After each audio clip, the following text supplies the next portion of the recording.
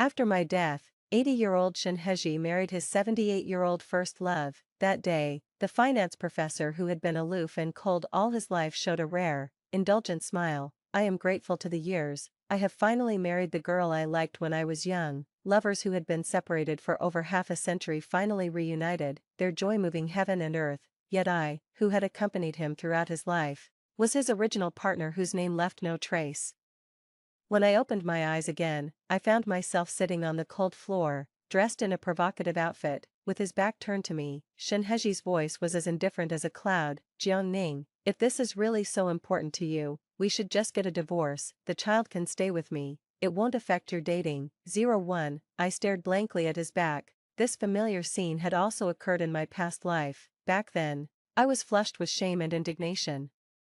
I had stripped down and thrown myself at him. But Shinheji was utterly unmoved by my feelings, angered and resentful at his cold-heartedness. He even thought of taking away my son, whom I had raised through hardships. Let's divorce then, but Ru Jing stays with me. I'll just never date again, I cried out. I didn't want to end up being looked down upon by Shinheji over such matters. Shinheji turned around and gently wiped the tears and snot all over my face. Jiangning, stop it.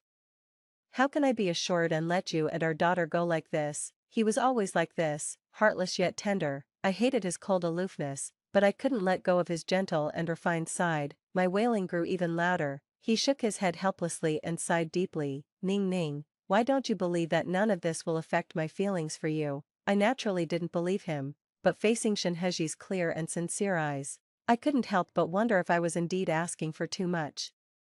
People are varied. Shinheji, like a flower on a high ridge, probably just wasn't into this kind of thing. Enough is enough. With Ru Jing, I really didn't want to look any further. It was better to just be with Shinheji. At least his face was pleasing to look at. Thinking this way, my desire for a divorce gradually faded, so I fiercely grabbed his collar, eyes nearly bursting. I warned him word by word, Shinheji, from now on, you better pray I don't find out you have a mistress. He was stunned, then couldn't help but laugh. You, really, say it, I said sternly. Alright, if I betray you, may I be ruined and leave without a penny. Alright. Only then did I break into laughter. Leaving without a penny didn't matter. Everyone knew that Shinheji, as a financial genius and the youngest professor, was a gentleman of integrity who valued his reputation above all. The storm passed. He pointed at the stewardess outfit I was wearing and gently shook his head. Clearly disapproving, I scrambled onto the bed, diving under the covers, my face burning up. Actually, I never really intended to do anything. I was just curious and couldn't resist trying. Shinheji's deep eyes twinkled with a hint of a smile. I understand. What do you understand? I muttered, clutching the corner of the blanket. He suddenly leaned in close and whispered, I understand that our Ning Ning is very innocent, right? I let out a gasp, entirely wrapped in my blanket. I kept yelling for him to leave. The door closed gently, with a click, along with my restless, eager heart. It was completely locked away, yet I still harbored fantasies that one day, Shinheji, as wonderful as he was, would fall in love with me. But it wasn't until I was old and lying on my sickbed, when he visited me with Lu Yanjing, his hair now silver, confident and elegant, did I realize I was wrong, terribly wrong. On my deathbed, I looked at Shinheji, old Shin. I can no longer deceive myself into thinking that my life was just a failed conquest. I am truly a pitiful person. He held my hand, tears falling, acknowledging silently, you've made my life so difficult. Tears of humiliation clouded my vision. If there is a next life, I definitely do not want to live like this. Fortunately, heaven took pity and gave me another chance. Fine, let's divorce. You can keep Ru Jing, I said coolly as I got up. Shinheji's proud back stiffened. And he slowly turned around, frowning. Ning Ning, stop this nonsense. Ru Jing has a professor for a father. His future won't be bleak. His eyebrows furrowed slightly as he assessed me. Then he came over and gently embraced me. Ning Ning, Ru Jing is your son. I know how much you've invested in him. I won't fight with you for him. Professor Shin is mistaken. I'm still a maiden. I don't have a son. I hope after the divorce, you can clarify this. I pushed him away, responding with a cold laugh.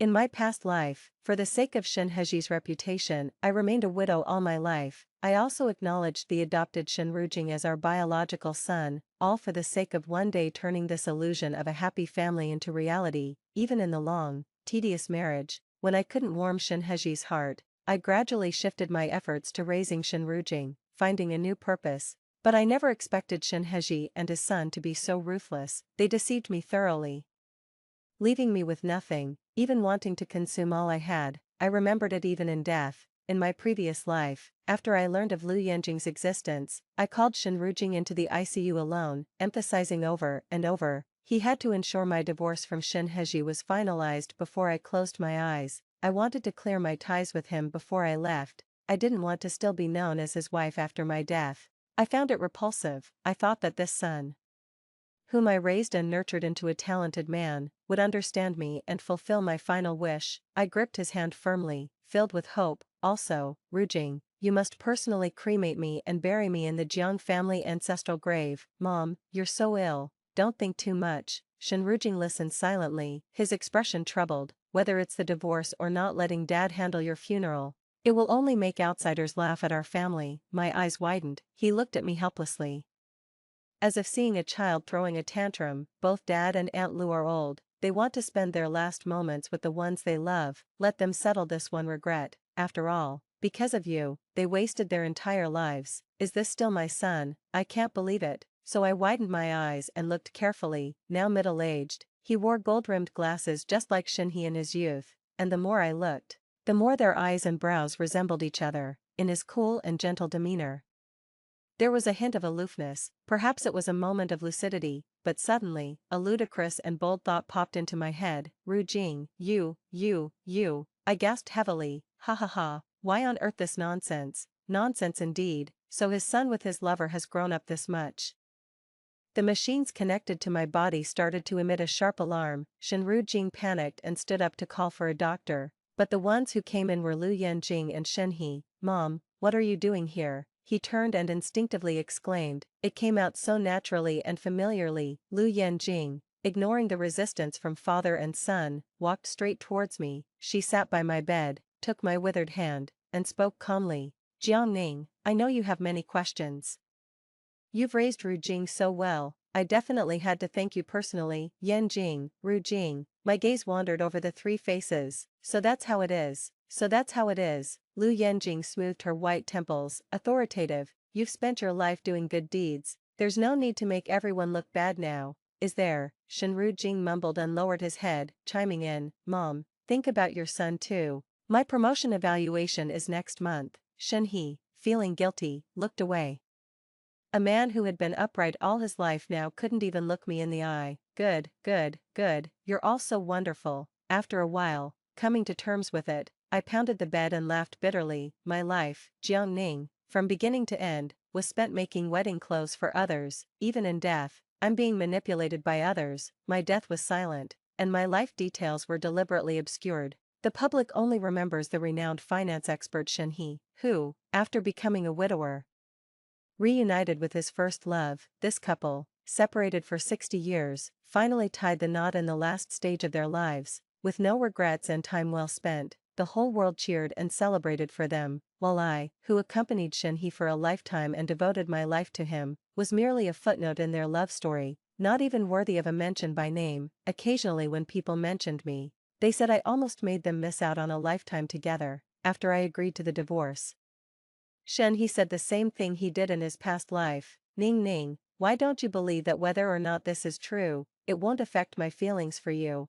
I believed my grandmother's ghost. My indifference gave Shinhee quite a headache. Ning, divorce is not a joke. Let's not make decisions in anger. He turned and left, giving me the cold shoulder, confident that eventually I would come around. At 4:30 in the morning, my alarm rang. I sneered, turned it off and deleted the whole chain. Then continued to sleep soundly. Mom, I want to eat the braised beef noodles you make. You haven't kneaded the dough yet. I'm going to be late. Shinrujing knocked on my door. His intelligence was not fully inherited from Shinhee, but his fussy and fastidious character was exactly like him. From a young age, he insisted on only eating meals prepared by me. Go find your dad, I said, pulling the blanket over my head. He paused for a moment, then closed the door firmly behind him. After a good night's sleep, I woke up radiant and carefully applied my makeup before making a long overdue phone call. Fu Yuyan, I heard you've returned to start a business and even got a celebrity girlfriend, something like Lu Yan, right? After my rebirth, I immediately looked into Lu Yanjing, As a popular idol, her information was easy to find. Online sources mentioned she was about to star in a big-budget film, supported by mysterious financial backers, essentially bringing capital to the production team. Before I died, I overheard from nurses that Lu Yanjing had married an overseas businessman, Fu Yuyan. Fu Yuyan passed away 3 years ago due to illness, leaving no children behind. That simplifies things. Unknown to many, I was adopted by the Fu family at the age of 12 and called Fu Yuyan brother for a year, because he had confessed to me, and I later fell for Shinheji. I wanted to avoid endless complications and decided to completely cut ties with the Fu family. Who would have thought? By missing this connection, we ended up as the early departed original partners of Shinheji and Lu Yanjing. When I met Fu Yuyan, I got straight to the point. I want a divorce. It could create a scandal that might ruin your girlfriend's public image, so maybe reconsider if you really want to support her. Afterwards, I left all household chores behind and focused on painting in my best friend's gallery. I had lived a life of frustration and died with regrets. Now, I channeled all that energy into my paintings. When Shinheji found me, I was holding a palette of oil paints, my hands full of brushes, my body smeared with various colors of paint, looking like a dirty mason. This caused Shinheji, who was a stickler for cleanliness, to frown. Seeing that I had no intention of coming out, he stepped inside. Ning Ning, do you know Fu Yuyan? His withdrawal from the movie Promotion City, was that because of you? Fu Yuyan, true to being a businessman, acted swiftly and decisively. I continued with my painting. Oh, does Professor Shin also keep up with the entertainment industry? Shinheji was silent for a while before carefully replying. The lead actress's agent approached me. This movie is very important to them. I didn't believe him. What is Lu Yanjing to you? Shinheji adjusted his glasses and said helplessly, Ning Ning, I don't actually know her. It's just, Shinheji, what do you think of this painting? I suddenly put down my brush and stepped aside. The large canvas depicted a fiery sunset illuminating a desolate mountain path in red. A simple woman was carrying 2 heavy baskets along the fiery red mountain path. Ning Ning, you know I don't understand art. Promotion City. This movie. My fingers traced the baskets as I spoke for myself. Do you know what she's carrying? It's charcoal. I turned to look at him, my smile cold. The sun is about to set, the stones underfoot will cool down, but if she's carrying charcoal, she can use the sunset to keep paving the fiery road, burning endlessly. Charcoal can't possibly be this heavy, nor can the sunlight ignite it. That's simply not plausible. So, this is just a lie to deceive women. The sun must set, and the path ahead must darken. The foolish woman in the painting is me from a past life. I viewed Shinheji as the sun I was chasing, and Shinrujing as the charcoal in the basket, my remaining hope. Always deceived by lies, carrying the weight. I moved forward, I stared intently at the painting, then suddenly, with a fierce motion, I grabbed the bucket of paint from the ground and hurled it at the canvas. Paint splattered everywhere. The painting I had meticulously worked on for 3 days turned into a thick curtain of black. It was a morning for the foolish and stubborn me of the past life. All lies are untenable, just like you could never truly love me. I suddenly shouted, gasping for breath and glaring at him. I request that Professor Shin agrees to a divorce. Don't settle. I, Jiang Ning, am never without options. Shinheji was visibly shaken, his expression a mix of surprise and a hint of fear. Other options? Are you referring to Fu Yuyan? He asked, his lips quivering. In that moment, he seemed to finally understand that my resolve to divorce was real. 2 days later, Lu Yanjing and her agent came directly to my door. Upon entering, she looked around with her neck held high. Her demeanor was as if she was surveying her own fiefdom. The young Lu Yanjing was indeed attractive, but her condescending attitude, looking down on others as if they were mere ants, was exactly the same as when she was older. It showed how comfortable and smooth her life had been. Shinheji courteously invited them to sit,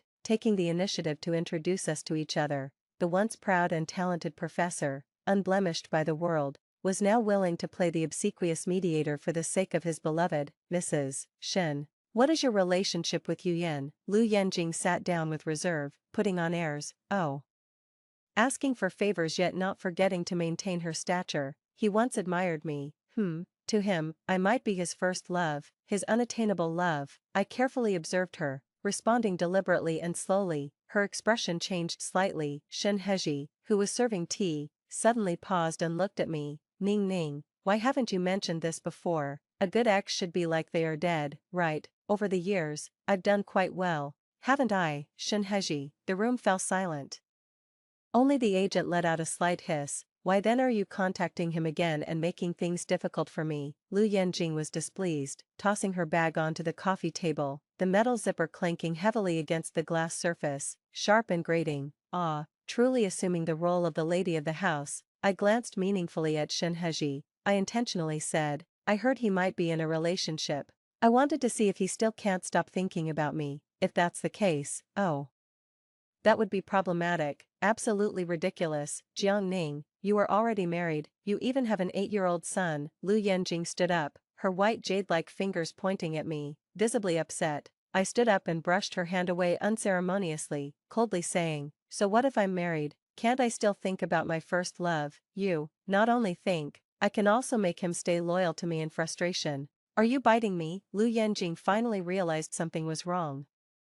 A hint of panic flashed in his eyes as he instinctively turned to look at Shinheji. The two exchanged a doubtful glance before quickly looking away. The manager was completely confused. "Mrs. Shen, how can you say such things? Your husband and son are right here." It turned out that during our tense confrontation, Shen Rujing had come down from upstairs at some point, having overheard our conversation for who knows how long. He was in disbelief. "Mom, have you fallen for another man? Is that why you've been ignoring me lately? Do you really not want me anymore?" Lu Yanjing, frustrated, glared fiercely at Shinheji. Shinheji quickly stood up, trying to soothe his teenage son. "Jinger, your mom is just upset with me. Please, go upstairs, we'll handle this." But Shen Rujing wouldn't listen, his gaze fixed on me, as if waiting for me to admit it myself. I pretended not to see, and casually sat back down. "Oh, Jinger, how ironic." Choosing his name was just so I could openly call him Jinger. Ningning, adults' issues shouldn't involve children, it's detrimental to Jinger's development. After coaxing his son downstairs, Shinheji frowned and scolded me unhappily. How amusing, he could say that adult issues shouldn't involve children. So, should children's issues involve adults? Should a young woman in her prime, like me, pay for their passionate mistakes? Serving as a mere titular nanny, Lu Yanjing stood up in anger, grabbed her bag, and stormed out, bumping hard into Shinheji's shoulder. "Ha, your wife really lacks manners, just a shallow, low-level woman. I don't believe Fu Yuyan would withdraw his investment because of her. Let's just wait and see," I said confidently behind her back. "Miss Lu, I believe you. After all, who hasn't been someone's first love? If not Fu Yuyan, there's always another sucker." As soon as I finished speaking, Lu Yanjing almost tripped at the threshold. Practically fleeing in panic, I watched her leave, arm in arm, in silence. Unfortunately, her other sucker, Shinheji, is currently just a professor trying to build his career in academia. His reputation for being young and good-looking surpasses his academic achievements. He's not reliable yet, otherwise, they wouldn't have had to painfully split up due to reality. Jiang Ning, Fu Yuyan investing in Prompt City is a business move, beneficial for him. Why must you do this? Shinheji sighed, his words full of sympathy for Lu Yanjing. I smiled faintly. "Professor Shen, instead of criticizing me here, why don't you go to the financial world and persuade those business tycoons to lend Miss Lu a hand?" His eyes behind the glasses suddenly narrowed, and he instinctively opened his mouth to ask me something, but ultimately, he lowered his eyes, sighed, and quietly walked away. I watched his retreating figure with a mocking look. Actually, my staging of today's drama was partly to vent my own frustrations and also to test the waters. If Shinheji felt guilty and offered to divorce, if he gives me enough compensation, then I might consider him somewhat conscientious. But, it's truly disappointing, he still avoids the issue, pretends to be unaware, and is determined to exploit me, shearing me like a sheep. My best friend tapped on my forehead and said, "Why make it so complicated? Just directly tell him you know Shen Rujing is their son." Shinheji values his reputation. How could he cling to a sham marriage? She doesn't agree with my cautious approach, but she doesn't really understand Shinheji. In my past life, he and Lu Yanjing schemed with all their might, concealing Shen Rujing's origins for decades without a whisper getting out. How could he tarnish his reputation as a professor just because of my words, even if he doesn't care about himself? He would consider it for Lu Yanjing. Lu Yanjing, 27 this year, needs to transition from a pop idol to serious roles. This blockbuster film is crucial for her. It will determine whether she becomes an overnight sensation, establishing her career, or fades away as she ages and gets eliminated. Then there's the gossip with Fu Yunyan. All these factors decide that she can't afford any scandals right now. Shin Heji loves her so much, how could he not consider these things? After getting a strand of Lu Yanjing's hair from Fu Yunyan, I had all the biological samples I needed from their family. I rushed to get a paternity test done. On the way back, I received a call from Shin Heji asking me to come home early tonight. He decided to talk about the divorce, but what I didn't expect was that it was a trap. After 3 glasses of wine, I started feeling hot and an unfamiliar desire began to stir within me. Shin Heji came over to support me, wearing the silk white shirt I picked out for him, the top 3 buttons undone, revealing a glimpse of his chest as he leaned over. My throat was dry, and I couldn't take my eyes off him, until he helped me to the bed and began tremblingly to remove my coat. That's when I suddenly snapped back to reality. Shin Heji, did you drug me? Shin Heji stiffened. Get out, I yelled, pointing at the door, tears streaming down my face from the discomfort. He was flustered and whispered soothingly, Ning Ning, it's not what you think, you just had a bit too much to drink. I've thought this through, let's try to make it work, I'll support whatever you want to do. I slapped him hard. Shin Heji, do you think I'm that stupid in your eyes? Can't I tell the difference between drugs and alcohol? If I hadn't been reborn, I wouldn't have known. I would have thought I was finally seeing the light at the end of the tunnel. He was ready to sacrifice, and I was too moved to suspect anything wrong with the wine. Who are you trying to impress with this heroic, sacrificial act? I pointed at his nose and yelled, I've seen you bloated, balding with a beer belly, greasy enough to make someone sick. I also know how ugly you look with a face full of orange peel skin, smelling like an old man, covered in age spots, with sagging skin hanging over your belly. You think by slipping me some cheap drug, you can make me comply? That's really funny. Overwhelmed by the heat in my body, my words came out harsh and my thoughts scrambled. After the outburst, I pushed him away, shocked and embarrassed, and ran out of the house. It started raining halfway, and I ran desperately, the cold wind hitting my face. Running and running, I suddenly stopped, propped myself up on my knees, and laughed breathlessly. Jiang Ning, you're right in your scolding, aren't you? Isn't it true? Without the filter of love. Decades later, isn't Shin Heji exactly as bad and ugly as I described him? To hell with his gentlemanly demeanor, his noble character, and his brilliant talents. After standing in the rain for half an hour, I realized I really had a fever, so I called Fu Yunyan. When I woke up again, I was in the hospital with an 4 in my arm. Jiang Ning, what are you and your husband up to? Fu Yunyan looked displeased as he handed his phone to me. It was his WeChat conversation with Lu Yanjing. Yunyan, Jiang Ning is just trying to spite her husband and seeking validation from you. She's a full-time housewife. What does she know about movies? If you really care about old times, you shouldn't indulge her nonsense. Everyone in the city knows she's madly in love with Shin Heji. Scrolling up, there was a video of more than a minute, under home surveillance. Shin Heji and I were having a candlelit dinner, gazing deeply into each other's eyes. Then I leaned on him, and he helped me into the room. I scoffed coldly and handed the phone back to Fu Yunyan. Then I called the doctor and explained the situation. Bastard, Fu Yunyan cursed, hands on his hips. After the doctor left, Ning Ning, they can forget about this money. It's absolutely outrageous to think you have no one to support you, he said as I fought back tears. No, I'll make them lose convincingly. Fu Yunyan looked at me, puzzled. My best friend Shin Han was on her way, bringing the anime movie sponsorship proposal we had worked on overnight. Shin Heji was right about one thing. Fu Yunyan's investment in Lu Yanjing was a business move, aimed at making money. How could I, then, rely solely on the fragile bonds of our youth to influence him? In this life, I might divorce, but my career will certainly flourish. In my past life, because of Shin Heji's obsession with cleanliness, I gave up the art I had studied hard for 20 years to devote myself full-time to him and his son.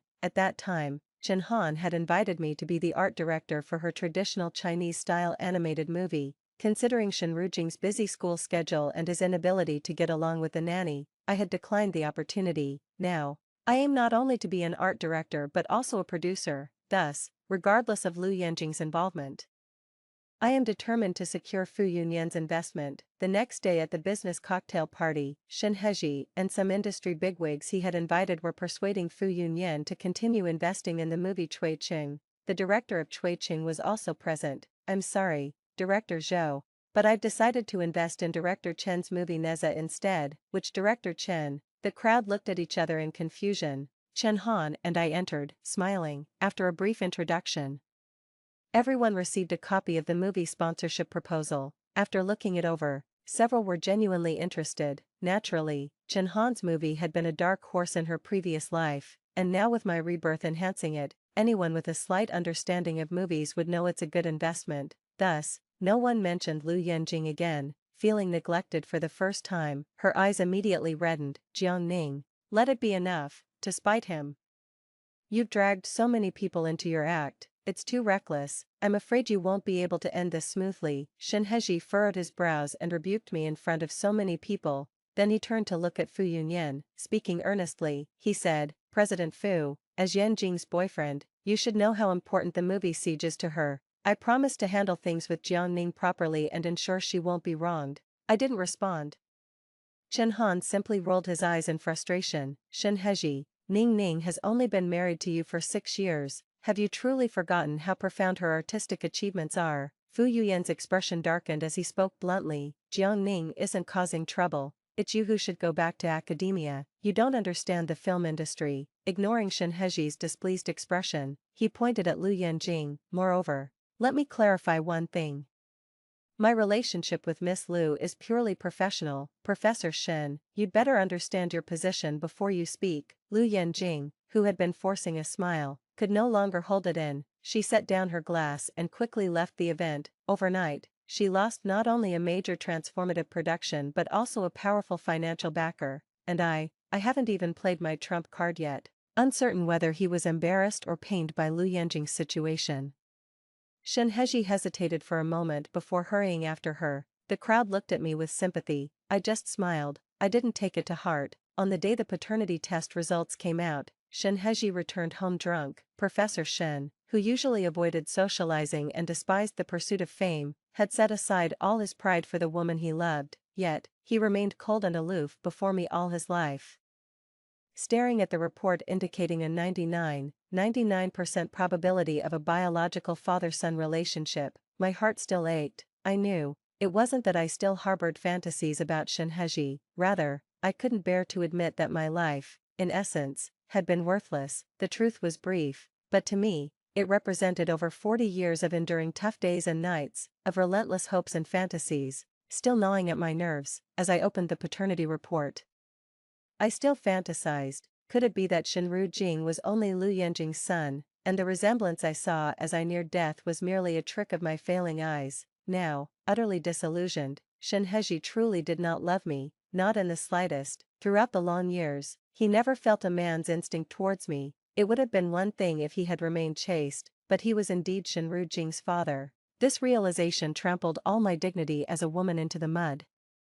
A surge of hatred welled up inside me, and I bit my lip until it bled. Shen Heji, I've decided, I want not just a divorce but also to leave you to them. I suddenly spoke out in the dark dining room. Shen Heji looked at me in shock and turned on the light. Why should I patch up your filthy, broken world? This is something you three should face together, I said emotionlessly. Shen Heji's face turned pale, his eyes clearing from their haze. He approached, his hands trembling as he picked up the report. After a long while, he lowered it slowly, his voice hoarse. Ning Ning, you know. Yes, I know. Nearly a minute of silence. He knelt before me, choking back tears. He recounted his past with Lu Yenjing to me. Back then, he was just a poor college student, unapproved by Lu's parents. The night they broke up, they impulsively slept together after drinking, due to lack of experience. It was 3 months before Lu Yenjing realized she was pregnant. She had to drop out of school and gave birth to Shen Rujing. Ning Ning, it's my fault. I ruined her life. Shen Heji gripped my hand tightly. I only feel guilt towards her, believe me. As for that matter, it's not what you think. I wanted to remain pure for her. Seeing my disbelief, he stood up, pulled me into his study, and took out a psychological report. After that incident, I've been seeing a psychologist. I can't get over it myself. I hate that I couldn't control myself. Ning Ning, give me some time. Struggle flashed in his eyes as he looked at me painfully. If you mind Rujing, I will send him away and make sure you never see him again. Ning Ning, can we not divorce? My situation is only temporary. I didn't believe a word he said. Shen Heji's greatest achievement wasn't in finance, it was in PUA, being a master manipulator, unrivaled by anyone. In my past life, a single sentence, Whether or not that happened, it won't affect my love for you. Had me willingly widow myself for him for a lifetime. Now, another line, I only feel guilt towards her, I want to make it work with you, trying to elicit my sympathy again, as if such good fortune existed. I coldly withdrew my hand. Professor Shen, I'm giving you 3 days to finalize our divorce, otherwise, I will immediately release this paternity test report. During those 3 days, I threw myself into work, cutting off all external information. Shen Han told me that Shen Heji spent every day outside my studio, even squatting in the parking lot just to see me. On the last day, he brought Shen Rujing to plead with me. Rujing called out for mom, his voice hoarse from crying. My heart was as hard as stone, unmoved. Shen Han was moved to tears and locked herself in her office to cry bitterly. For 6 years, I treated Shen Rujing like a precious jewel. He even recognized her as his godmother. She couldn't bear to be apart from her godson. Yet I, his real mother, was able to harden my heart. Now, I know you really want to divorce and start a new career. I took a sip of the cold coffee, bitter to the core. Chen Han doesn't understand. When I'm old, frail, and ill, placing all my hopes on him, his cold words would then say, Dad and Aunt Lu are at this age, wanting to spend their last moments with the one they love. Let them settle this regret. After all, they lost a lifetime because of you.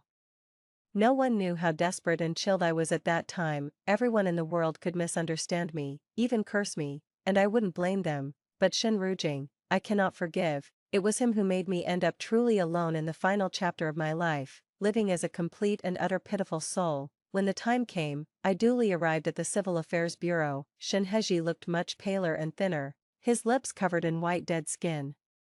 Dark circles under his eyes like someone who had been ill for a long time. He looked as if a gust of wind could knock him over. Jiang Ning, do we really have to end up like this? He asked. I pursed my lips and looked into the distance. He seemed to want to say more, but finally he just said, it's right for you to cut your losses. I'm really not sure about my illness. I shouldn't hold you back. The staff member asked him. Have you made up your mind? A flash of reluctance crossed his eyes.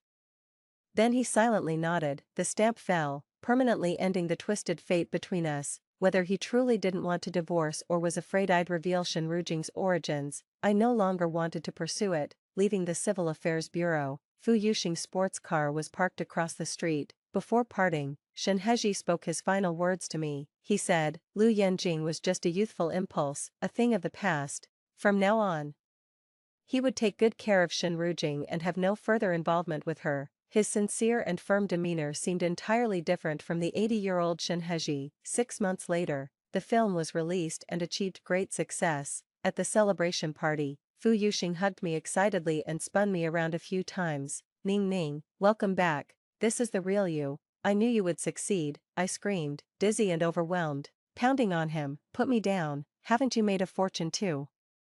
Shen Han teased him, suggesting that with the successful investment, he should perhaps return to Australia, as a hefty dividend was inevitable. During those 6 months, as long as I worked late in the studio, he was there with me, even moving his office over. The staff joked about never seeing such a dedicated investor. They even whispered that the Fu family might be bankrupt, relying on this investment for a comeback. When he heard this, he'd laugh and reply, I can't face my parents until I've won my wife over. Yet, in those 6 months in the glitzy entertainment industry, he was completely scandal-free. Eventually, everyone realized his target had always been me. From being indifferent at first, I moved to disbelief. I hadn't expected that a small love letter from our youth would turn into his fervent pursuit so many years later. When Shen Han privately asked if I would accept him, I subconsciously countered.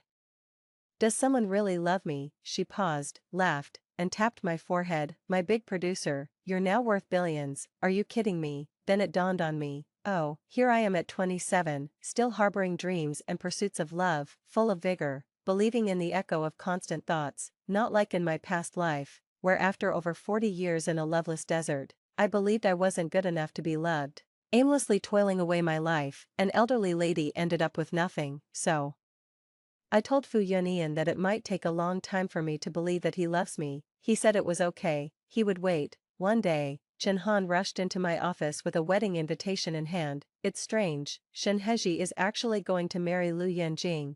This is so unlike his previous behavior, he said. Something's off. He hasn't stopped trying to win you back these past few months. Why would he do something that's like digging his own grave? I glanced at the wedding invitation and was drawn to the handwritten signature of the groom. I abruptly stood up. A ridiculous thought crossed my mind. Shinheji had also been reborn, only I knew that the way these three characters were written was his new signature, designed specially for him after his 50th birthday, which he used until he was 80. On the day of the wedding, I secretly went to the banquet wearing a mask. Soon after, Lu Yenjing was announced as the new female lead in the movie, prompting the city. She issued a statement retiring from the industry. It was a high-profile move, and her fans proudly claimed that she was going back to take over her family's business, as she no longer cared for the entertainment industry. Regardless, it was a graceful exit. The Lu family's business had been declining, and it wasn't long before Lu Yenjing was busy attending matchmaking events.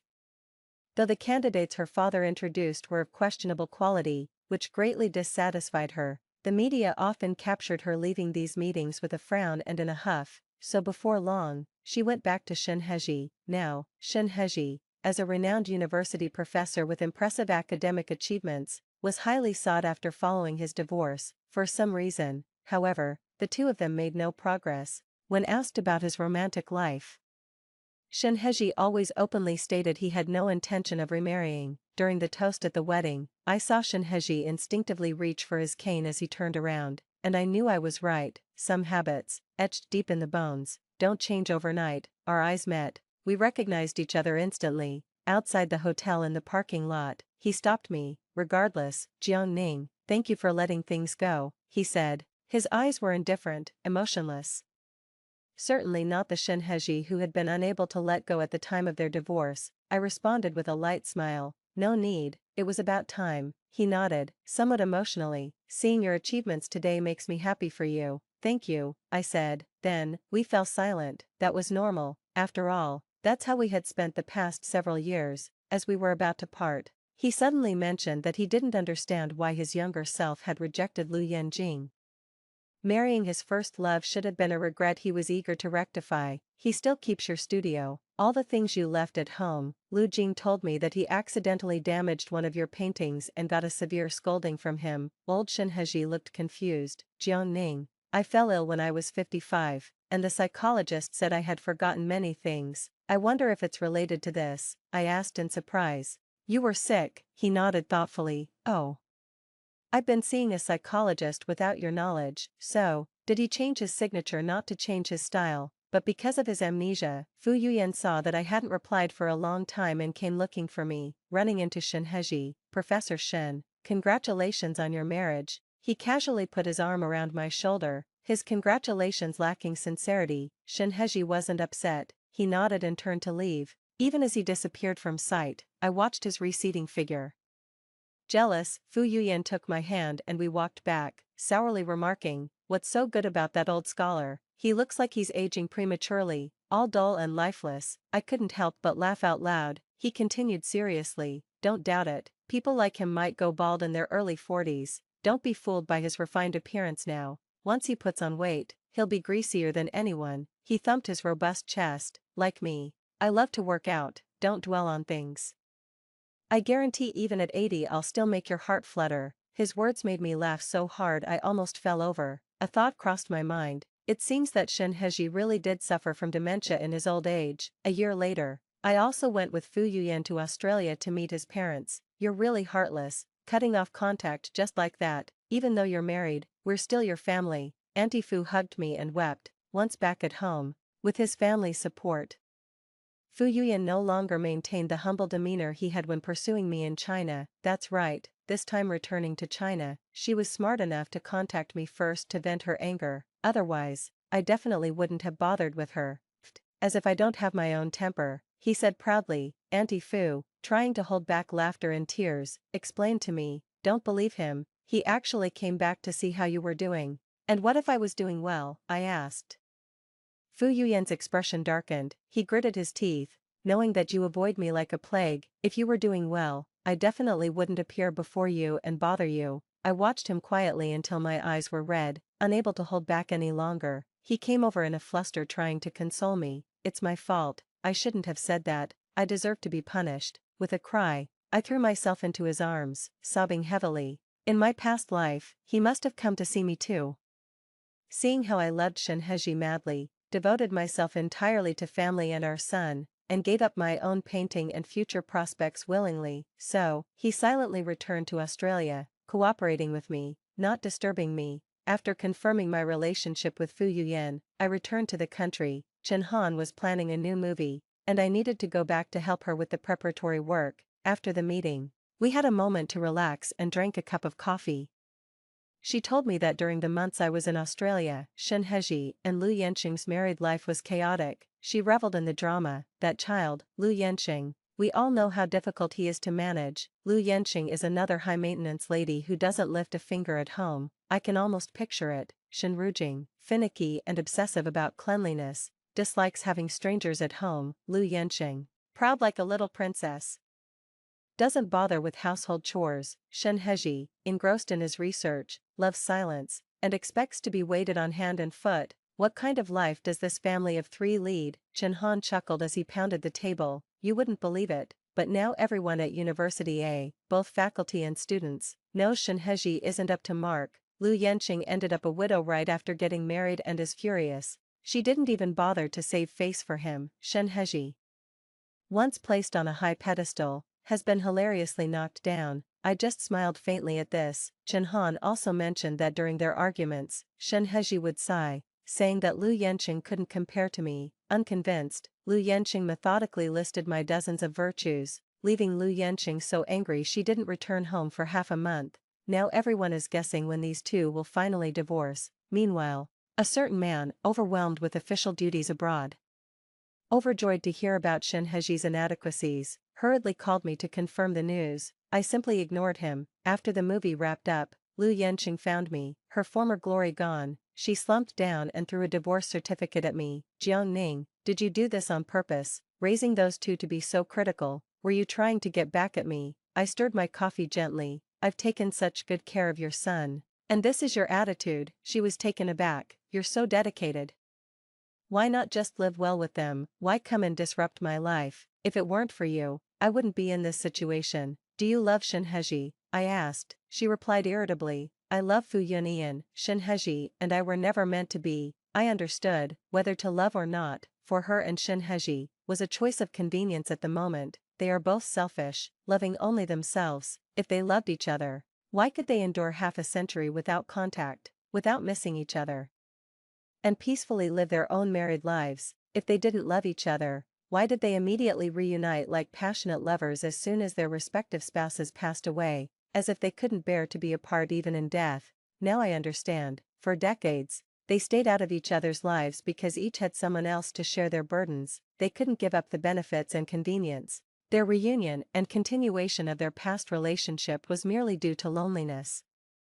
Lacking companionship, in the absence of better options, they were the best choice for each other. For the elderly Shen Heji, being reborn allowed him to marry his first love in his youth, but in the end, it's me, the wife he betrayed, whom he can't seem to forget. Shen Heji fell ill, insisting I visit him. Jiang Ning, I'm on my way out. He struggled to open his eyes and reached out to me tremblingly. I sat by his bed, quietly watching him. I remember. Didn't I promise you that apart from that one thing, I would give you the greatest honor a wife could have, that in this life, I would only ever be with you, I will never betray you? Yes, you've said that before. I didn't shy away. His eyes saddened as he spoke, but I forgot. I found another woman, and I got married again, so, this must be my punishment. I didn't respond, and he slowly closed his eyes, succumbing to a feverish delirium. I knew then that the older Shen Heji had passed away. He couldn't merge with his younger self. He had a successful life, both in family and career, yet he always dwelled on the first love he had hurt, Lu Yanjing. He had the chance to go back to his youth and rectify his regrets, but he discovered that the so-called perfect mending was uglier and more unbearable than the regret itself. He couldn't accept this reality, or perhaps he was too ashamed to face me again. For all these reasons, I no longer cared. When Shen Heji awoke again, he looked at me intently like a lost child, his eyes rimming red. It seemed he realized that he had returned. He suddenly grabbed my hand, urgently saying, Ning Ning, I'm not him. I love you. I never thought of betraying you. He spoke incoherently. You were too good to that old man. You pampered him too much. He never experienced the pain of losing you. I'm not him. I love you. After everything, I clearly know that I love you. Give me a chance, I will change. I pulled away my hand and shook my head. Shinheji, this is you, you can't change, your personality prevents you from recognizing and seizing what is beautiful, you see others' love as a sign of weakness, so, when he was successful, he looked down on me, ignored me, acting high and mighty, as if he were my deity, but when I truly left, you became afraid, so, he belittled me, and now he's groveling. In his previous life, did he really win? Now I know, he did not. His best years were not spent with the one he loved, he could have had a passionate and vibrant life with me, but he failed to seize it. Instead, we wasted our lives on each other. I am at peace now. For such a Shinheji, no matter who he marries, it's a waste. No matter how many times he is reborn, he is destined to miss out on happiness, and I, with a clear conscience, still have a bright and splendid future. To the old Mrs. Jiangning of the past life, I want to make peace, and then say goodbye. Leaving the hospital, I took out my phone and dialed, Fu Yunian, I miss you, I can't wait to start my new life. Story 2, on the day I married Shinbai, his first love committed suicide by jumping off a building. On our wedding night, my husband held the body of that woman and wept until his voice was hoarse. He said, Ying, if it weren't for your relentless pressure, how could she have died? Afterward, on every anniversary of our marriage, he would dress in a black suit and visit her grave. He killed my cat and forced me to have an abortion. He said, Furong is dead, how can you smile so happily? You must live the rest of your life in repentance. When I opened my eyes again, I was back in my college days, before Furong had died, and before I had married him. There was still time. This time I would let him and Furong be together, inseparably locked forever. In May, the air, no longer mild with spring, carried a hint of scorching heat. The sun shone brilliantly. I watched Shinbai running around the basketball court, sweating profusely. It was only after the game ended that I realized I had been reborn, back in my college days. Next would be the classic scene where Furong brings Shinbai water, but this time, I smashed her water bottle. My thoughts echoed slowly in my mind. In my previous life, just as Shinbai was finishing his game, I excitedly ran to the supermarket to buy his favorite drink and water for his teammates. After paying, I realized that Furong, who had planned to come with me, was nowhere to be found. I didn't think much of it, assuming she was busy with something. I sent her a message and then carried the heavy mineral water towards the basketball court. As I approached, I could hear the cheers. I quickened my pace, but when I reached the court, I saw everyone surrounding Shinbai. In his hand, he held a cup adorned with Peppa Pig. It was unmistakably Furong's cup, and there he was, unabashedly opening it and taking a drink. Shinbai and I grew up together, and since we were little, our elders joked about betrothing us. From the age of 7 or 8, he liked to call me little wife, always making me blush, so I knew Shinbai was a germaphobe. We often studied together in high school, and once I accidentally drank from his cup. Although he didn't say anything, his normally calm brow was deeply furrowed. Later, I saw the cup I drank from discarded in the trash. Since then, I knew he had a strong aversion to germs, just like his mother. Seeing Shinbai drink from Furong's cup made me realize they had been hiding a deeper connection from me. Had they exchanged bodily fluids? Was that why he no longer physically recoiled from her? In an instant, I felt nauseated. Meanwhile, I also remembered, I'm not sure when it started, but Shinbai always includes a mango-flavored milk tea whenever he buys some for me. I'm allergic to mangoes, and Mu Furong likes mango flavor. Whenever he gives me a gift, Mu Furong inevitably receives the same. In a past life, I raised the issue, but he just smiled and said, Ying, she's your best friend and she's not well treated at home. If we don't treat her well, who will? It seemed reasonable. In my past life, my thinking was simple, never questioning deeper motives. Even before this basketball game, it never crossed my mind that Shinbai might like Mu Furong. After all, he had promised me early on that he would marry no one but me. 2. In kindergarten, he always saved his share of candies for me. In elementary school, if other kids pulled my hair, he would pull me behind him and fight them, 1 against 5. Covered in bruises, he would say that he was a man and it was his duty to protect me. During our middle school years, amidst the throes of young love, while other students avoided relationships, fearing a bad reputation for puppy love, he would buy me soda, catch cicadas for me, and pick flowers. He once told me privately, Ying, we are meant to be together, so it's okay for us to be closer than others at this time. I laughed, feeling a bashful flutter in my heart, my smile sweet and tender. In high school, amidst the rigors of academia, We became the brightest spots in each other's lives. To be with him, I gave up my strengths and chose science, pushing myself to the limit with endless studying. My efforts paid off, and we ended up at the same university. From then on, we were inseparable, the envy of others. So, in a past life, when I discovered his secret dealings with Mufuron, I couldn't hold back. I rushed forward and smashed Mufuron's water cup to the ground. He froze for a moment. Probably feeling that I had embarrassed him in front of everyone, he shoved me hard. By a twist of fate, I stumbled backwards, tripped over a rock and fell, sprawling ungainly on the ground. It was quite undignified. The surrounding students mocked me loudly. He acted as if he hadn't seen me fall. Bending down to pick up the pink water cup, I landed hard on the concrete, the pain bringing tears to my eyes. Struggling to get up, I noticed blood on my palm from scraping it on the ground beside me. Mufuron, seeing me rise, quickly started with a plaintive tone, "Inging, don't be mad. I just saw that big brother Shin was sweating a lot under the sun, and I was worried he might get dehydrated." Her voice trailed off as she looked down, twisting her fingers. Tears streaked down her pale face, truly a sight that evoked pity. As she spoke, she reached out to pull me in. I shrugged off her hand, and she hurriedly retreated to Shinbai's side. "Big brother Shin, it's all my fault.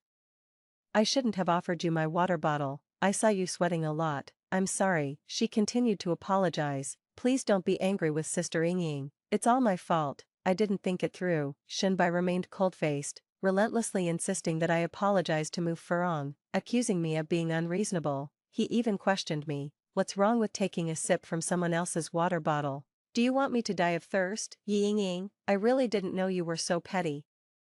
Furong is your friend, your best friend. Can't you be more accommodating? When we get married in the future, will you be intolerant even of a female mosquito near me?" His buddies laughed exaggeratedly at this. Someone even joked that my jealousy stemmed from my deep care for Shinbai. "Lucky you, brother Shin." Everyone was teasing and making a fuss. That day, I turned and walked away, crying all afternoon. Later, he came to coax me, his eyes reddening as he saw the injury on my hand. "Inging, I'm sorry, I had just come off the basketball court and was really thirsty." When I saw her offering the water, I couldn't help myself. "I didn't realize how much it mattered to you. It's all my fault. But Furong is your best friend, you guys share a dorm room. I only see her as a little sister, nothing more. I was worried you might accidentally trigger her condition. I got a bit anxious and pushed you. Please don't be mad." That evening, he took me out for dinner and bought me gifts, looking at me with eyes as tender as one would look at a beloved dog. "Yes, Mufuron has depression." She said she felt suffocated at home, that whatever she did was wrong. She comes from a family that greatly favors males over females, where her brother is treated like a king, and even her grandmother won't let her sit at the table to eat. She could only eat what her brother left behind. Mufuron told us, "I really can't stand my brother. He spits in the food while eating, and I can only eat what he leaves behind. If I don't eat, I go hungry. I feel nauseous with every bite." At that time, everyone in our dorm felt sympathetic and comforted her. Considering her depression, we all tended to give in to her. 3. "Hey, aren't you going to buy some water?" Mufuron's voice brought me back to the present. In a past life, she used the excuse of me going to buy water to hurriedly bring water to Shinbai, blatantly challenging me. I glanced at the Peppa Pig water bottle she hugged in her arms and said with a smile, "Why buy water when you've already brought some?" It must have been my meaningful smile that, for a moment, left her somewhat flustered. I stood up and ran towards the school's convenience store. Perhaps Mufurong thought I was going to buy water. Yes, I did go to buy water, but I only bought one bottle. Twisting off the cap, I gulped down several mouthfuls. Under the blazing sun, I felt like I was turning into dried salted fish, and I didn't even like basketball. Well, apart from the earth, I'm not really into any other ball games. I took out my phone and called my mom. After exchanging a few pleasantries, I got to the main topic. "Mom, let me tell you a secret. Shinbai is dating someone now." "Ha ha ha," I said cheerfully over the phone. On the other end, my mom was clearly taken aback. After a pause, she asked me, "Inging, what's going on? Aren't you and Shinbai in a relationship?" "Mom, how could you misunderstand?" I hurriedly explained. "Shinbai and I just grew up together. If you must blame someone, blame yourselves for always teasing us since we were kids. But really, all there is between him and me is that we grew up together. Perhaps a bit closer than others." "Mom, think about it. We grew up peeing and playing in the mud together. How could we possibly date?" I deliberately laughed lightheartedly and added, let me tell you, the aloof, handsome guy at our school is really good looking. I'll try my best to win him over. Oh, but let's not talk about me, let's talk about Shinbai. My mom was clearly confused, and after a long while, she finally said, alright. Let's talk about Shinbai, what's going on with him? Is he really dating someone? Yes, he is even sharing a water cup with a girl, but that's not the point. The main thing is, he managed to get a girlfriend and didn't even treat us to a meal. Can you believe that? My mom, speaking earnestly, said, that's too much. Then, she asked about the aloof, handsome guy at school. I told her I was working on it. After chatting for over 10 minutes, just as I was about to hang up, my mom suddenly asked me, Ying, give me a straight answer. You and Shinbai, are you really not dating? Mom, it could be anyone but him, I said decisively. On the other end, my mom seemed to breathe a sigh of relief. I too, exhaled deeply as I hung up the phone. In my previous life, I was naive and unaware of our family business matters, but in this life, I know it's a critical point. The Shin family is facing major financial issues and is seeking financing. If the financing fails, the Shin family will face the risk of bankruptcy. In my previous life, my family invested in theirs because Uncle Shin told my mom, your Ying's heart is entirely with my boy, and sooner or later, we will be one family. In this life, I made it clear to my mom that I do not love Shinbai. We will not get involved with the Shin family's business. Letting go of Shinbai feels really good. When you no longer love someone, that sense of relief and joy truly promotes mental and physical health. In my previous life, I suffered from depression under Shinbai's emotional abuse, eventually succumbing to breast cancer. In this life, for the sake of my own health, I should love myself a bit more. I was drinking a beverage as I walked to the court and, sure enough, there was Shinbai, tilting his head back, drinking from a Peppa Pig cup, gulping loudly in the sun as his Adam's apple bobbed. Seeing me, he hurriedly stopped drinking and walked over. Ying, where have you been? He asked with a smile. By the way, did you buy water for our teammates? I shrugged and smiled. Not yet, the supermarket is just over there, only a few steps away. While talking, my gaze fell on the water cup in his hand. He seemed to notice something and hastily handed the cup to Mu Furong. Mu Furong took the cup, a barely noticeable look of disappointment in her eyes. Then she spoke softly, Ying, I think Shinbai was just too thirsty, so I let him use my cup for a bit. Don't get the wrong idea. I pretended to be confused. What wrong idea? Oh, I asked with a grin. Furong, you wouldn't happen to like Shinbai, do you? Mu Furong's face turned pale, and she fidgeted with the hem of her shirt. A flash of panic also crossed Shinbai's eyes. I covered my mouth, chuckling. What's this? College is a paradise for romance. Furong, if you like Shinbai, just admit it. Are you afraid of treating us to a meal to make it official? Shinbai suddenly snapped. Enough. Ying, there's a limit to joking, I sneered. Thinking to myself about their deceit, Shinbai and his team won the game, and they had a barbecue dinner that night. He invited me, but I didn't go. Mu Furong went. She came back late, her face flushed from drinking, incessantly talking about Shinbai. I pretended not to hear. Before I knew it, it was the beginning of the month, and it was just me and Mu Furong in the dorm. She suddenly asked me, Ying, hasn't your mom sent you your living allowance for this month yet? I nodded and hummed an affirmation, ready to continue studying my vocabulary. Mu Furong said, then, can you give me my living allowance? I almost burst out laughing and teased her. Furong, you should be asking your mom for living expenses, why come to me? In our previous life, Mu Furong would often cry miserably in our dorm, complaining that her mother favored boys over girls and wouldn't give her living expenses. She also mentioned that she was an adult attending university and should be self-sufficient, suggesting she should get a part-time job. Being a child who grew up spoiled, how could I understand these struggles? Out of righteous indignation, I would take 3,000 out of my monthly allowance of over 10,000 to support her. Unexpectedly, my support led her to feel entitled to ask me for money. I had already thought of a countermeasure and smiled. Classmate Mu, that's not right.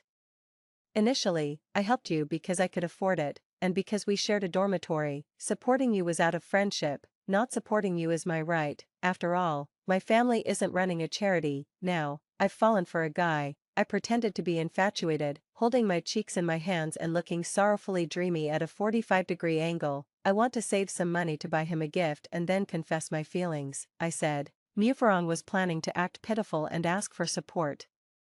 But after hearing what I said, she was utterly shocked, her mouth wide open enough to fit an ostrich egg. It took her a long while to stutter. Ying, aren't you and Shinbai a couple? How can you confess to someone else? I laughed. It turned out she knew that Shinbai and I were supposedly in a relationship. I deliberately said, classmate Mu, you must be mistaken, Shinbai and I just grew up together. And it was our elders who joked about us being a couple.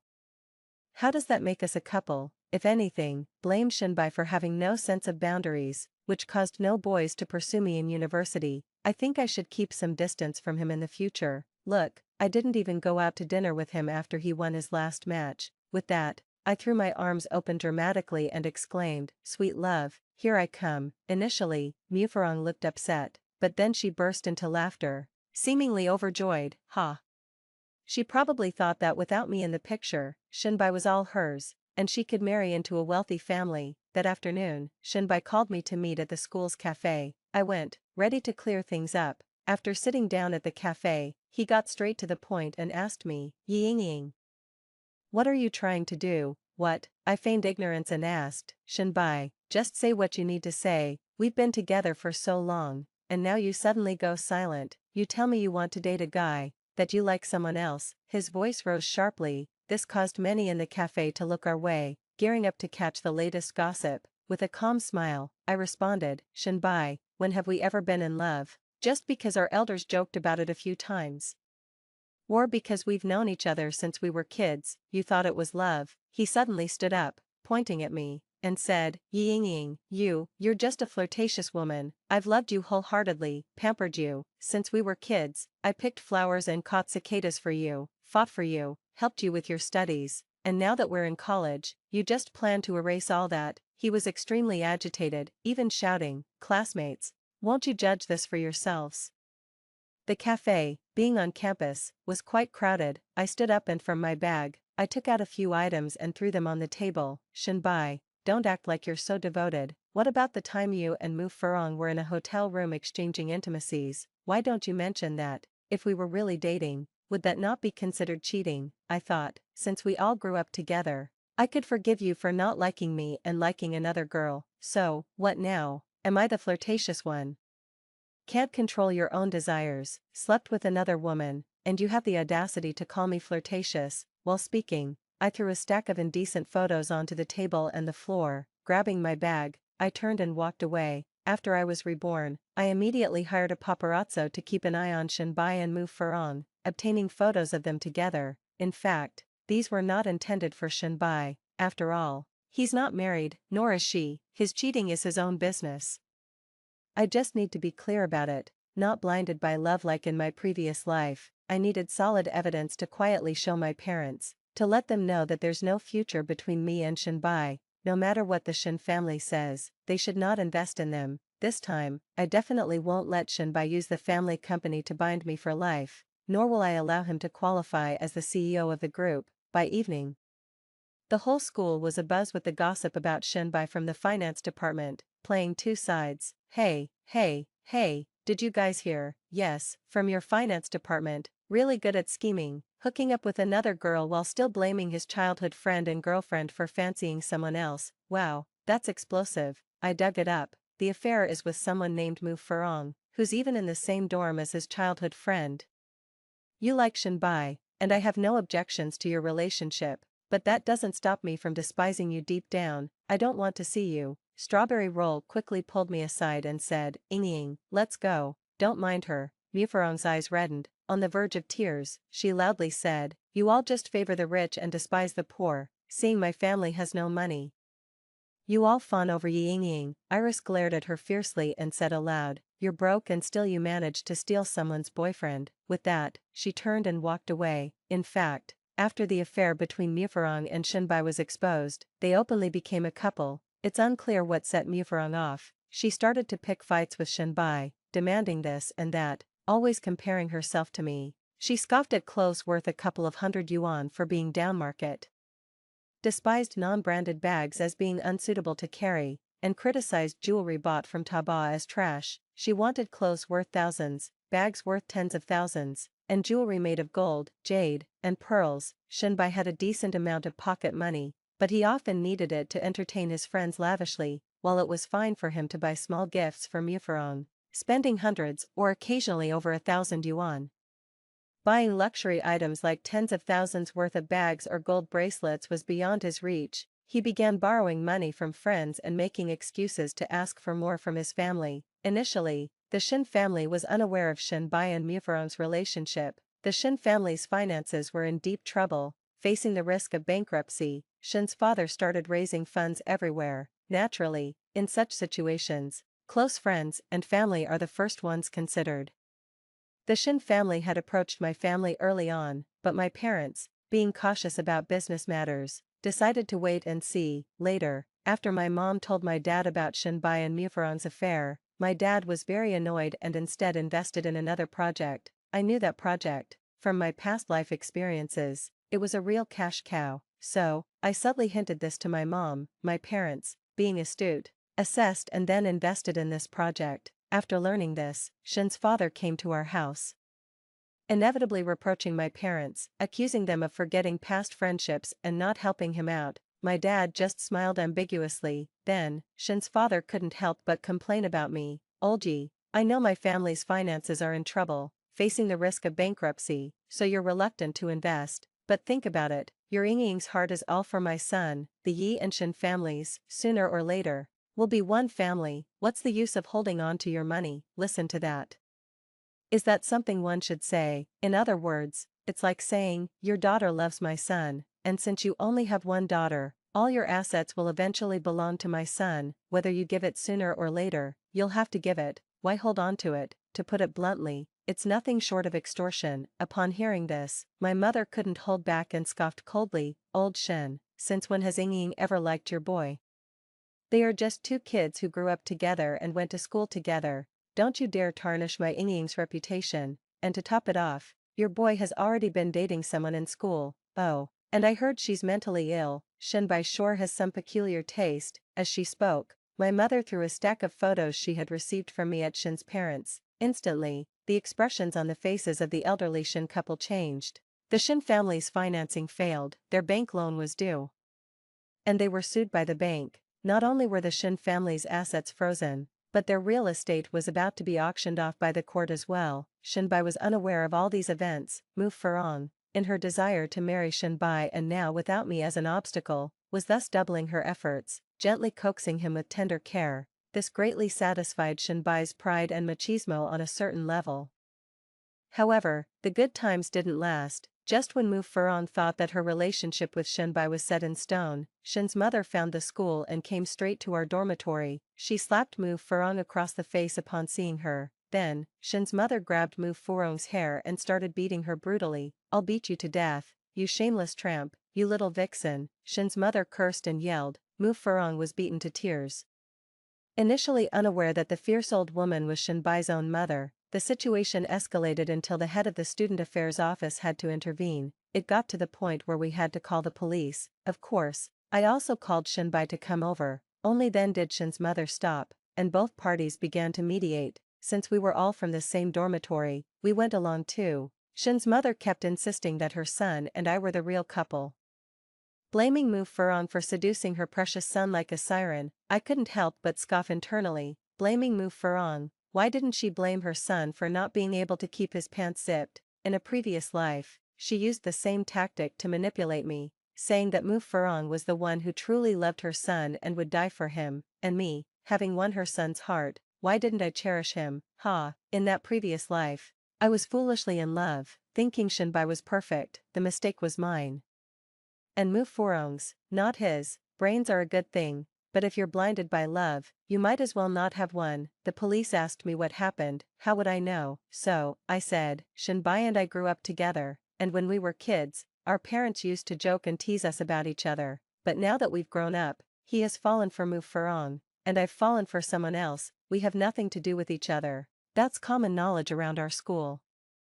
Shinbai and Mu Furong were in a relationship that had progressed to physical intimacy. When I shared this with the police, they could only try to persuade Shinbai's mother. Unrelenting, Shin's mother caused a scene, demanding that Shinbai break up with Mu Furong and apologize to me. She also told me, Ying, Shinbai was just momentarily seduced by that wretched girl, don't be upset. I smiled and assured her that I was not upset at all, Auntie. I'm actually happy that Shinbai has a girlfriend. Why would I be upset? After the commotion caused by his mother, Shinbai finally realized that his family had gone bankrupt. He was no longer the privileged young master of the Shin family. That wasn't the end of it. Apart from bank loans, his family owed money to private lenders and had unpaid staff wages. Amidst his relationship woes with Mu Furong, he had also taken out some online loans to compete with me. He had thought that a mere amount over 100,000 yuan would be easy to handle by causing a stir at home, expecting his normally indulgent mother to bail him out instantly, but now, he was stunned. Like his father, he turned his hopes towards my family, pursuing me with all his might, candles at the dorm door, daily breakfast deliveries, sending flowers. If it had been anyone else, there would have been fans cheering them on, shouting, "Get together." However, at the girls' dorm, just mentioning Shinbai made everyone take a detour, and it wasn't for no reason. His and Mu Furong's indecent photos had hung on the school's public wall for a long time. Just when that scandal had died down, his mother stormed into the school, causing such a scene in the female dormitory that she had to be reported to the police. This gave the school's gossip mongers plenty to talk about. At this point, I, the person involved, wasn't even sure how far the gossip had spread. In any case, I was known as the pitiful one who had been wronged. This morning, Shinbai came again, unable to tolerate it anymore. I threw the rose he handed me onto the ground and exclaimed, "Shinbai, can't you have some shame? You like Mu Furong, why can't you just be with her properly? Mu Furong is making a scene every day, claiming we bully and humiliate her, even threatening to commit suicide in a red dress and haunt us as a ghost. We're almost driven mad by her antics, and you're shameless.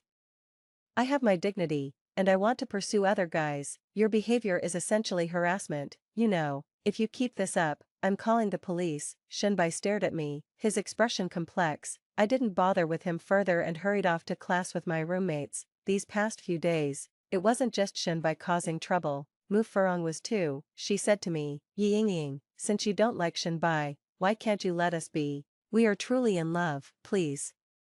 Don't compete with me for Shinbai. I really like him, I love him, I can't live without him." She even knelt at the dormitory entrance with a placard. She asked for my forgiveness. I explained to her several times that I really didn't like Shinbai anymore and had broken up with him. However, she went on to cause several scenes with Shinbai, but after Shinbai became aware of his own family circumstances, he felt a chill run down his spine. To him, I was his only shortcut, so he was determined to win me over at all costs, even if it meant exploiting his charm. At this time, he absolutely despised Mu Furong. He believed that Mu Furong had ruined his chances. If it weren't for Mu Furong actively seducing him, how could he have lost control and gotten involved with her? These shameless words came directly from Shinbai himself. Every time he explained the situation with Mu Furong, he claimed she seduced him. He even said that it was normal for a 20-year-old man to have needs. He even told me that it was a sign of his healthy physique. If I hadn't been reborn, I couldn't imagine how my childhood friend, my once close playmate, could become so shameless. As the final exams approached, we were all too busy to focus on anything but our studies. Unexpectedly, right after the exams ended, a strawberry roll, Little Iris, and I were leaving the exam hall.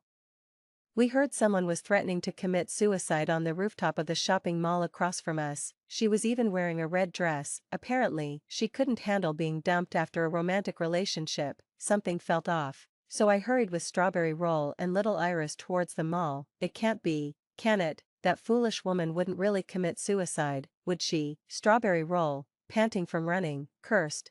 I hope not. I don't want to deal with such bad luck. Unfortunately, we did end up facing this tragic event. In both her past and present life, Mu Furong couldn't escape the fate of suicide. She already suffered from mild depression, and after being dumped by Shinbai and scorned by everyone else, she became despondent. Shinbai also constantly provoked and insulted her. Eventually, just like in her past life, she resolutely chose to end her life by jumping off a building. But this time, the person who drove her to desperation was Shinbai, who had loved her deeply in their previous life. When we arrived, her body had already been taken away, and a distraught Shinbai was being questioned by the police. Since it was a suicide, Shinbai was quickly released. However, he fell seriously ill after being released, reportedly due to the shock. After all, seeing Mu Furong in her bright red wedding dress dead before him was understandably shocking.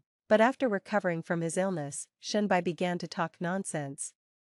He claimed he was the CEO of Chingye Group, owning billions in assets and several luxury houses. He said he wanted to marry me. He staggered to my front door. Coincidentally, my mother, worried that Mu Furong's death might have shocked me, had just taken me on a trip and we were returning home. Seeing him in his disheveled, almost homeless appearance, she frowned deeply. Inging, I've found you at last. You see, I was just down on my luck for a while. I will have money.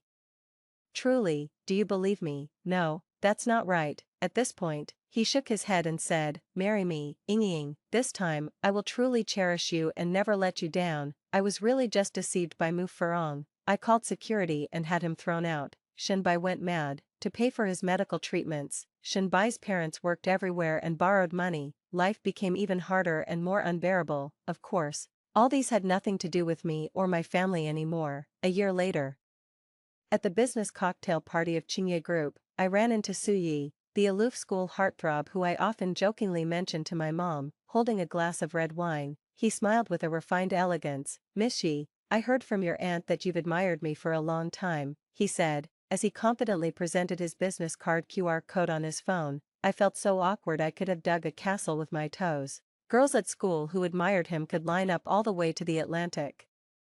Couldn't I just make a casual remark, well then, can I admire you, and maybe we add each other as friends, he said cheerily. What happened to the aloof persona? As the party ended and I was heading to the door, Shinbai suddenly burst out, shouting at me, Inging, it's not like that, it's not like this, how can you fancy someone else? I know you love me, truly love me. As he spoke, reeking and looking like a vagrant, he reached out to embrace me.